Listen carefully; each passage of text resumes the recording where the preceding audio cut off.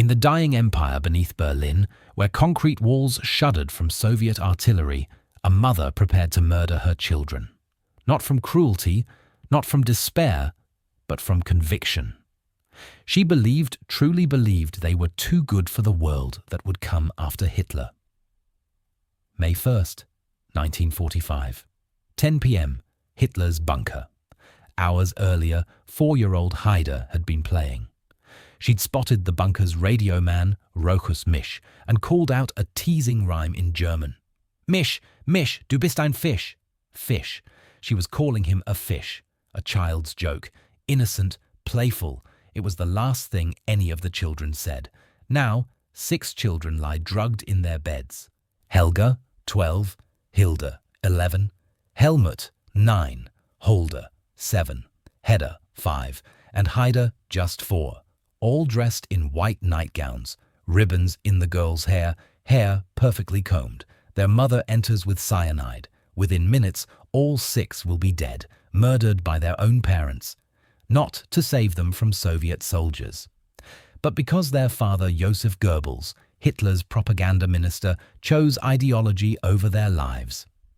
This is the story of how fanaticism destroys everything it touches, even a parent's love. Joseph Goebbels, born 1897, the voice of Nazi Germany, the man who convinced millions to die for a lie. He wasn't a soldier, never commanded troops, never led men into battle. His weapon was words. As Hitler's minister of propaganda, Goebbels shaped how Germany saw itself, how it saw the world, how it justified the unjustifiable. He had 6 children with his wife Magda, their names Helga, Hilde, Helmut, Holde, Hedda, Heide, every name starting with H, some say for Hitler, though historians debate whether it was actually a family tradition from Magda's first marriage. Either way, the children weren't just his family. They were symbols, the perfect Aryan family, displayed in newspapers and newsreels. Blonde, healthy, smiling. Helga was Hitler's favorite, he called her affectionately, and she adored her father Joseph, living proof of the Reich's future. But in April 1945, as Soviet tanks rolled into Berlin and Hitler's empire collapsed, Goebbels faced a choice: save his children or die with his ideology. He chose death. April 1945. Berlin is encircled. The Red Army closes in from the east, American and British forces from the west. The war is lost. Everyone knows it. Other Nazi leaders flee. Goering tries to negotiate. Himmler attempts surrender. They want to live. Goebbels stays. He moves his entire family into the Führerbunker beneath the Reich Chancellery. 30 feet of concrete above them, 200 feet of earth. His wife Magda, all 6 children. They will not leave. They will not surrender. They will die with Hitler. The children are too good for the world that will come after us. Goebbels writes this in his diary. Read it again. Too good for the world. He genuinely believes that a world without National Socialism isn't worth living in. That his children would be better off dead than living under Soviet occupation or American democracy. This isn't a spontaneous decision. This is ideological conviction hardened over years of fanaticism. On April 30th, Hitler commits suicide with Eva Braun. Their bodies are burned in the garden above the bunker. Goebbels watches the flames. He's now Reich Chancellor. Hitler named him successor in his will. But Goebbels doesn't want power. He held the position for less than 24 hours. He wants to follow Hitler into death, and he's decided his children will come with him. April 29th, the day before Hitler's death. 2 pilots come to Goebbels separately. First, Hanne Reitsch, Germany's most famous aviator. Then Hans Bauer, Hitler's personal pilot. Both offer the same thing. Let us fly your children out of Berlin, to Bavaria, to safety. The planes are ready. The routes are planned. The children could escape. Magda refuses both times. My children are too beautiful for this world, she tells them. Think about that. She could have saved them, could have given them a chance at life, could have let them grow up, form their own beliefs, make their own choices. Instead, she chose Hitler over her children. The pilots leave empty-handed. The children stay in the bunker, playing, unaware, doomed. May 1st. Evening. Hitler is dead. The bunker shakes from artillery. Smoke drifts through corridors. Goebbels tells his wife Magda, "It's time." She nods. They've already discussed this. The children must die before they do. It's decided. The plan is methodical, clinical. They'll drug the children with morphine first, putting them into deep sleep. Then, while unconscious, they'll crush cyanide capsules into their mouths. The poison will stop their breathing. They won't feel anything. They'll simply stop. Magda takes the children to the radio room, the bunker's communications center. She combs their hair, brushes it smooth, ties ribbons in the girls' hair.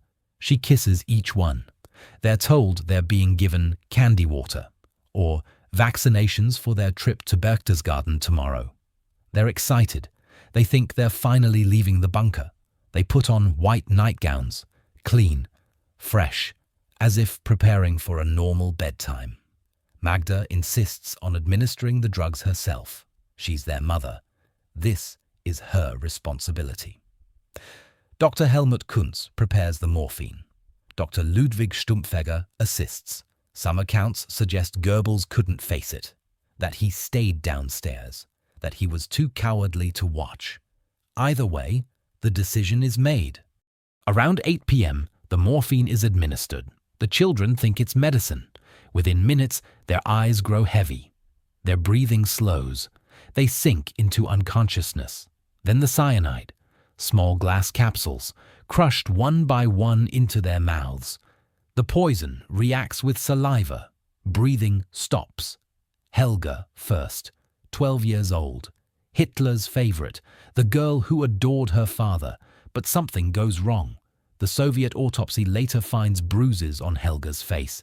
She may have woken up, may have fought, may have realized in those final moments what was happening. Then Hilde, 11. Helmut, 9, the only son, named, some say, for Hitler, Holde, 7. Hedda, 5. Finally, Heide, 4 years old, the child who'd been giggling hours earlier, calling out "Mish, do fish," now silent forever. By 9:30 p.m., all 6 Goebbels children were dead. Their bodies were laid in their beds, white nightgowns, ribbons still in their hair still perfectly combed, peaceful, as if sleeping. Magda came back downstairs. She was, in the words of radioman Raukus Misch, as pale as the brightly lit wall. She didn't speak. She didn't cry. She sat at a table and began playing solitaire, card after card after card. Her hands shook, but she kept playing. Misch watched her. He couldn't look away. The mother who'd just murdered 6 children silently playing a game of patience. For over an hour, she sat there.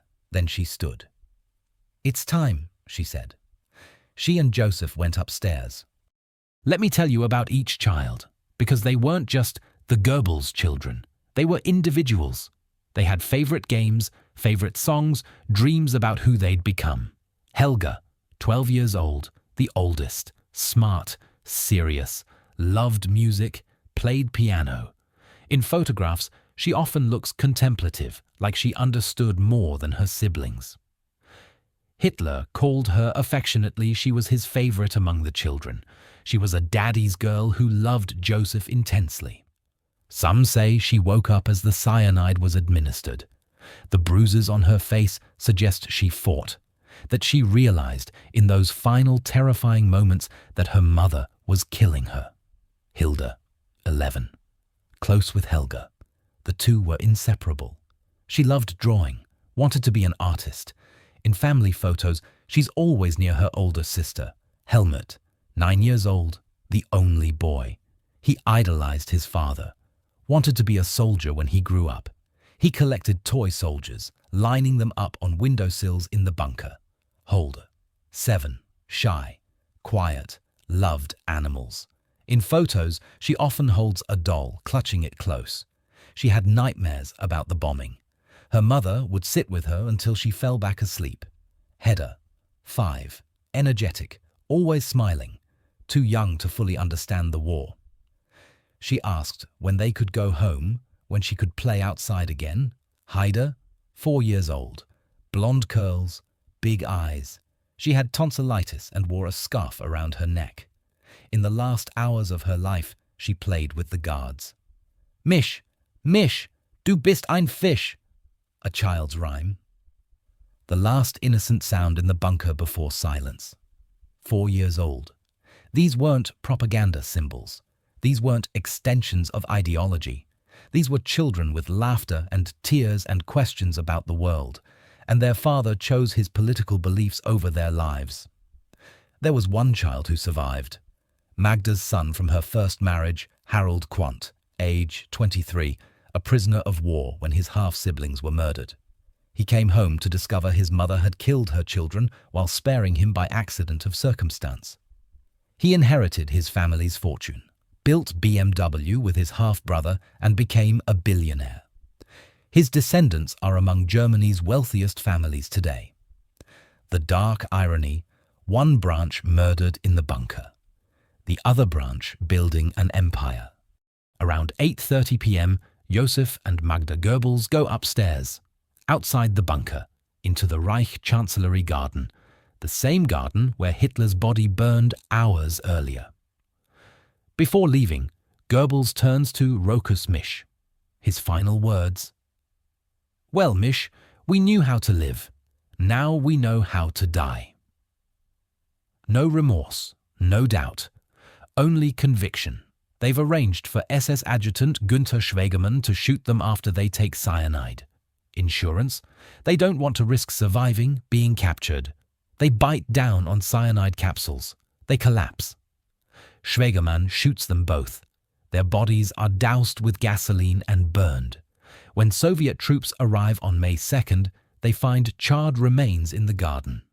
And in the bunker below, in a small bedroom, they find 6 children, still in their beds, still in white nightgowns with ribbons in their hair, still peaceful. One Soviet officer later wrote, "I have seen many terrible things in this war, but nothing like this, because these children didn't die in battle. They didn't die in an air raid. They didn't die from starvation or disease. They were murdered by the people who should have protected them most, their own parents, for ideology." The bodies were buried near the bunker, then exhumed by Soviet authorities, then buried again at a Smersh facility in Magdeburg in February 1946. The Soviets used the discovery for propaganda, claiming Hitler had escaped, torturing captured Germans like Rokus Misch for proof. For decades, no one knew the final resting place. Then, on April 4th, 1970, the KGB exhumed the remains one final time. They cremated them and scattered the ashes in the Biederitz River, a tributary of the Elbe. No graves, no memorials, nothing. Magda's mother, the children's grandmother, Augusta Behrendt, repeatedly tried to find out where her grandchildren were buried. Soviet authorities never told her. She died never knowing. Rokus Misch, the guard who watched it all unfold, lived until 2013. He was 96. In 2009, he gave an interview. He said, "I saw what was going to happen, and I didn't stop it. I should have done something. That guilt never left me." Today, somewhere in the Biederitz River near Magdeburg, microscopic particles of 6 children drift in the current. Helga, Hilde, Helmut, Holde, Hedda, Heide, erased from the earth, but not from memory. So, why does this story matter 80 years later? Because it shows what happens when belief becomes more important than humanity. When ideology matters more than the people right in front of you, even your own children. Josef Goebbels didn't murder his children out of mercy. He didn't save them from torture or violation. Soviet soldiers weren't coming specifically to harm them. He murdered them because he couldn't imagine them existing in a world that contradicted his worldview. That's not love. That's not protection. That's fanaticism. And it's not unique to Nazi Germany. Every authoritarian regime operates on this same principle. Mao's Cultural Revolution, Pol Pot's Year Zero, Stalin's purges, Jonestown, Heaven's Gate. Countless examples throughout history where people chose ideology over human life. The pattern is always the same. When a belief system declares, "It's better to die than to live without our vision," people die. Millions of people. And sometimes the believers kill their own families rather than let them survive in the wrong world. Magda Goebbels had even told confidants she believed in reincarnation, that the children would be reborn into a better life, since they died innocent. A twisted justification mixing Buddhism with Nazi fanaticism. Goebbels proves that ideology can corrupt even the most fundamental human bond, a parent's instinct to protect their child. On May 1st, 1945, in a concrete bunker beneath Berlin, 6 children died for beliefs they were too young to understand. Helga, 12. Hilde, 11. Helmut, 9. Holde, 7. Hedda, 5. Heide, 4. They didn't choose Nazism. They didn't choose war. They didn't choose death. Their father chose for them. Joseph Goebbels spent 12 years convincing Germany that ideology was worth any sacrifice. In the end, he sacrificed his own children to prove his conviction. Today, when someone says their cause is worth dying for, we should ask a different question. Is it worth killing for? Is it worth killing your own family for? For Joseph Goebbels, the answer was yes. 6 children paid the price for his fanaticism. Their names were Helga, Hilde, Helmut, Holde, Hedda, and Heide. They deserved to live. They deserved to grow up, to laugh, to love, to make their own choices about the world. Instead, they became a warning about what happens when belief becomes more important than life itself. The last sound they heard before they died was probably their mother's voice, telling them it was time for candy water. The last words they spoke were playful and innocent. "Mish, Mish, you're a fish." And then silence.